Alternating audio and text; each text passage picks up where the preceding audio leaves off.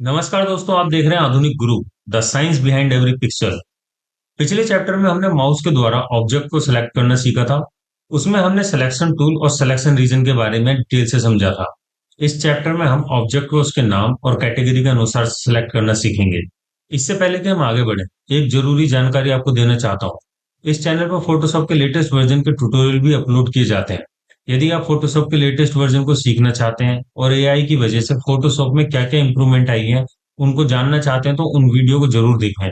दोस्तों, एक बात और, अभी जो 3D मैक्स की वीडियो सीरीज चल रही है वो 2026 वर्जन की है। यदि आप फास्ट सीखना चाहते हैं तो इस चैनल पर 2022 वर्जन के 114 ट्यूटोरियल इसी चैनल पर है। और वीरे लाइटिंग को भी डिटेल से समझाया गया है, आप उन्हें देख सकते हैं क्योंकि सभी टूल नए वर्जन में भी सेम ही काम करते हैं। और इसके साथ साथ नए वीडियो को देखकर आप अपने आप को अपडेट भी रख सकते हैं। आप हमें सपोर्ट कीजिए। इस चैनल पर आपको ऑटोकैड, रेविट, सॉलिड वर्क और अडोबी के अन्य पॉपुलर सॉफ्टवेयर के कंप्लीट कोर्स मिलेंगे। ये आपका चैनल है, यहाँ पर जो भी कोर्स मिलेगा कंप्लीट मिलेगा, क्योंकि हम केवल पॉपुलर टॉपिक पर वीडियो नहीं बनाते, सभी टॉपिक को कवर करते हैं और पूरा कोर्स कंप्लीट करते हैं।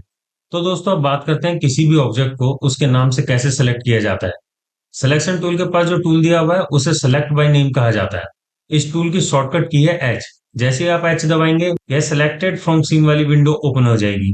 अब हम इस विंडो के कुछ इंपॉर्टेंट पार्ट को समझेंगे ताकि हम इसका सही तरीके से यूज करना सीख सकें। यह जो बड़ा सा एरिया है, यहाँ पर हमारे सीन में मौजूद सभी ऑब्जेक्ट के नाम दिखाई देते हैं। यानी सीन में चाहे जितने भी ऑब्जेक्ट हो, geometry, light, camera, helper, category wise यहाँ पे सबकी लिस्ट मिल जाती है। यह तरीका खासतौर तब बहुत यूजफुल होता है जब सीन बहुत ज्यादा हैवी हो जाए, उसमें बहुत सारे ऑब्जेक्ट हो, ऑब्जेक्ट एक दूसरे के ऊपर ओवरलैप कर रहे हो, या व्यू पोर्ट में ऑब्जेक्ट को माउस से सिलेक्ट करना मुश्किल हो जाए। ऐसे केस में सेलेक्ट बाय नेम सबसे भरोसेमंद तरीका है। अब यहाँ सबसे ऊपर पहला ऑप्शन ज्योमेट्री का है, उसके बाद शेप, लाइट, कैमरा और हेल्पर के ऑप्शन दिए हुए हैं। इनका काम यह है कि हम ऑब्जेक्ट को उनकी कैटेगरी के अनुसार शॉर्ट लिस्ट कर सकते हैं। अब यहाँ एक बहुत इंपॉर्टेंट बात है, जब भी आप कोई 3D ऑब्जेक्ट बनाए तो उसका नाम उसके मॉडल के अनुसार जरूर रखें। अगर आपने टेबल बनाई है तो उसका नाम टेबल ही रखें, चेयर बनाई है तो उसका नाम चेयर ही रखें, डोर बनाया है तो उसका नाम डोर ही रखें।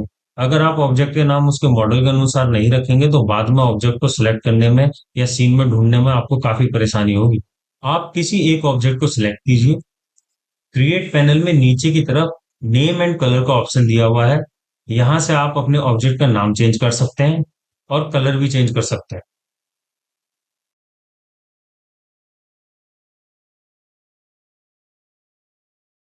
अब हमारे 3D प्रोजेक्ट में अलग अलग कैटेगरी के बहुत सारे ऑब्जेक्ट होते हैं। सेलेक्ट बाय नेम में ऑब्जेक्ट सेलेक्ट करने के दो तरीके होते हैं।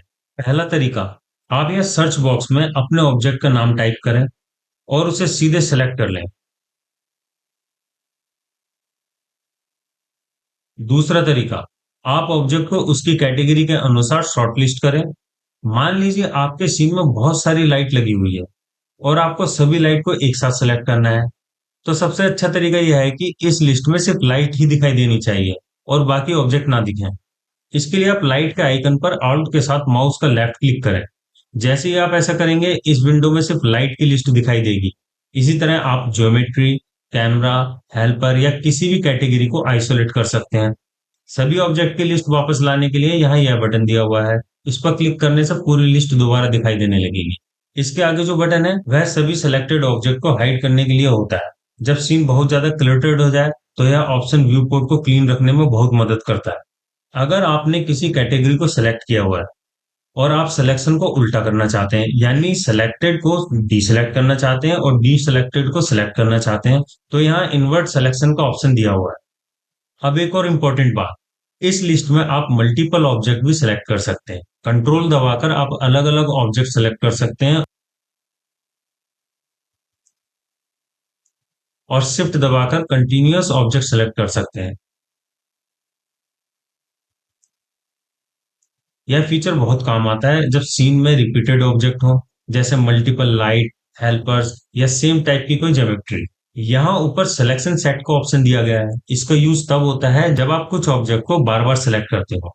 आप उनका सिलेक्शन सेट बना सकते हैं और फ्यूचर में एक क्लिक में उन्हें सिलेक्ट कर सकते हैं। यह लार्ज प्रोजेक्ट में वर्क फ्लो को बहुत फास्ट बना देता है। 3D Max 2026 में सेलेक्टेड बाय नेम का इंटरफेस पहले जैसा ही है। लेकिन हैवी सीन और लार्ज ऑब्जेक्ट काउंट के साथ यह पहले से ज्यादा स्टेबल स्मूथ काम करता है। इस चैप्टर में हमने सीखा कि ऑब्जेक्ट को उसके नाम और कैटेगरी के आधार पर प्रोफेशनली कैसे सेलेक्ट किया जाता है। तो दोस्तों, यदि आपके मन में इस टॉपिक को लेकर कोई डाउट है तो कमेंट सेक्शन में जरूर पूछें। अगले वीडियो में हम ट्रांसफॉर्म टूल, जिसे हम मूव टूल भी कहते हैं, को डिटेल से समझेंगे। इसी तरह से आप हंसते खेलते सीखते रहिए। याद रखिए, जब आप सीख रहे होते हैं तो आप देश की तरक्की में अपने हिस्से का योगदान दे रहे होते हैं। तो दोस्तों, आप देखते रहिए आधुनिक गुरु, the science behind every pixel.